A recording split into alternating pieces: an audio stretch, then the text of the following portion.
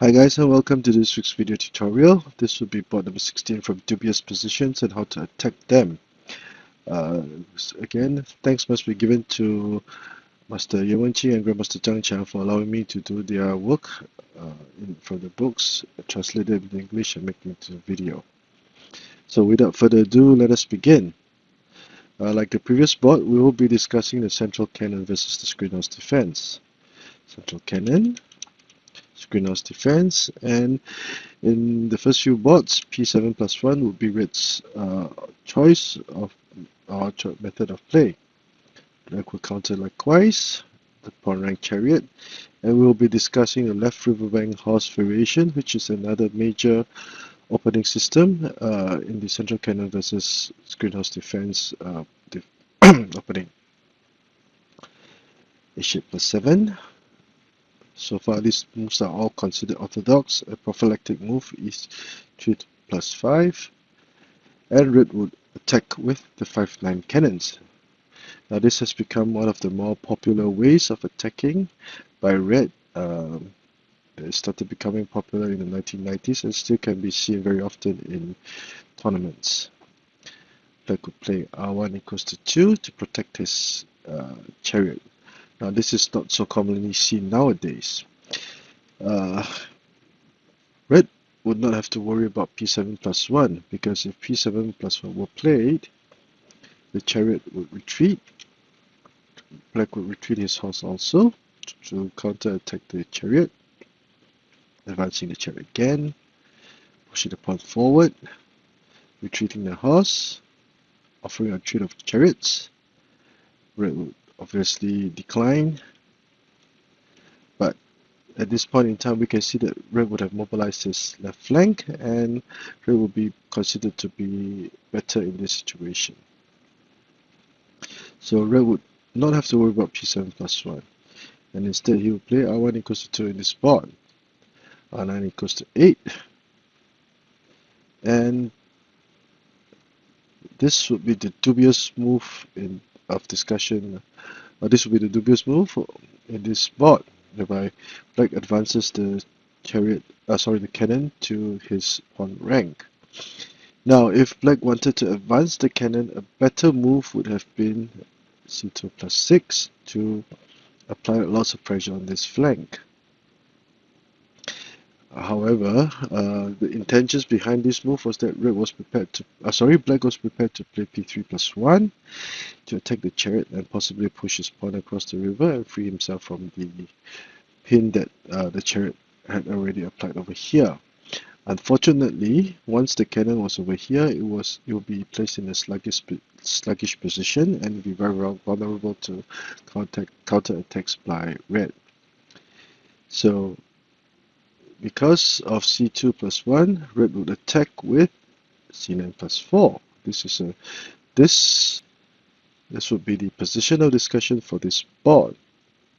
Now, in this board, two main variations were given, H3 plus 1 and P7 plus 1. But before we continue, let us examine the option of playing P5 plus 1. Now, if P5 plus 1 were played, this would not be a good idea because the cannon would now be on the pawn rank. Black would start his attack with P7 plus 1, forcing the chariot away, retreating, and force the chariot back here. Now, it would be a bad idea to advance the chariot as he did earlier because P3 plus 1 would now be to Black's advantage. So that is why R2 minus 2 will be advised. But Black could now continue with P7 equals to 6. He could also continue with C8 plus 3, threatening to capture the central pawn and capture the red chariot.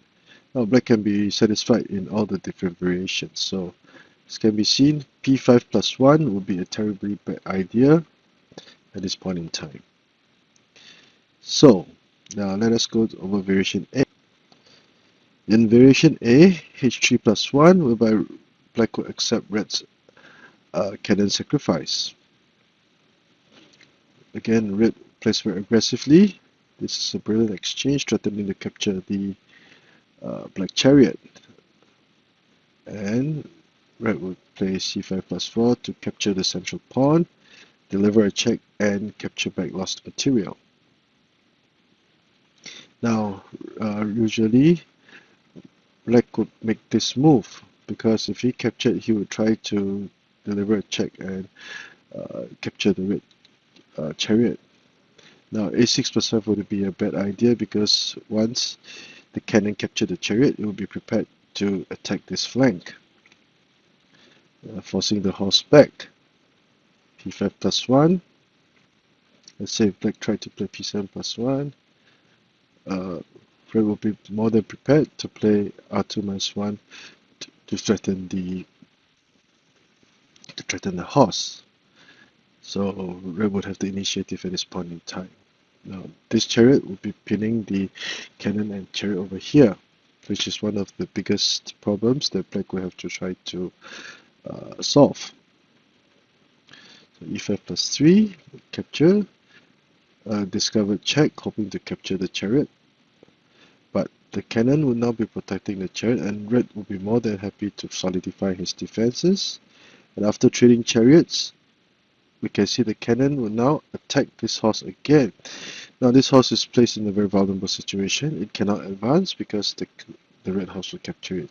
Now if it retreated, black could have black will lose some tempo. If you try to trade pawns, red will still have more pawns and be able to deliver a check, etc., and create all sorts of trouble. So as can be seen, red would have the more pawns and enjoy the advantage. There are many options available, and red can be very satisfied. So you see it plus c9 plus over here, capturing the cannon would not be a viable alternative.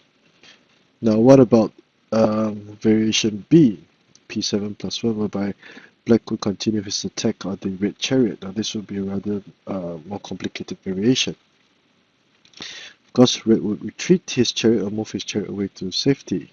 Now this is a very accurate counter. r2 equals to 4 would not be as good at this point in time, because black would retreat his horse.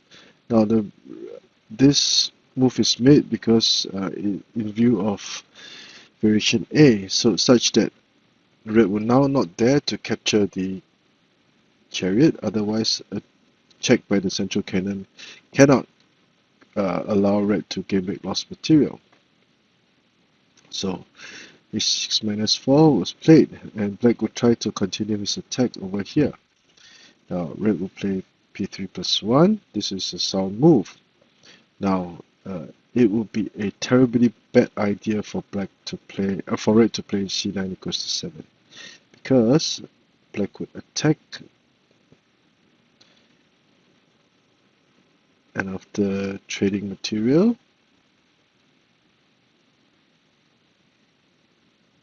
can see that at this point in time 1 2 3 4 1 2 3 4, but black would have the material advantage and the pawn will be attacking. The option, this horse, another option or another use of it would be to retreat. So red loses the chariot out for nothing and falls into a losing position. So that is why c9 equals to 7 would be a bad idea, even though red would try similar tactics to gain material.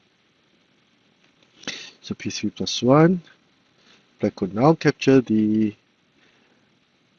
cannon, check, and it will be an even situation such that black has more material, but red will gain tempo in this position. So r2 equals to 4 will not be as good as r2 minus 1 in this particular situation. And with this counter capture, it is advised that black play h6 minus 7, because p7 plus 1 to try to trade material is not a good idea. After trading material, red will immediately continue his pin on this file. The pawn tries to make some damage, but red will simply move the cannon out of harm's way, and red will simply gain back lost material and have an easy time ahead. So the cannon moving here was a brilliant move. So h6 plus 7, and red would move his chariot to protect his cannon from capture. Now, red would now have the option of pushing the cannon right to the bottom rank for attack, and this is quite an ingenious move.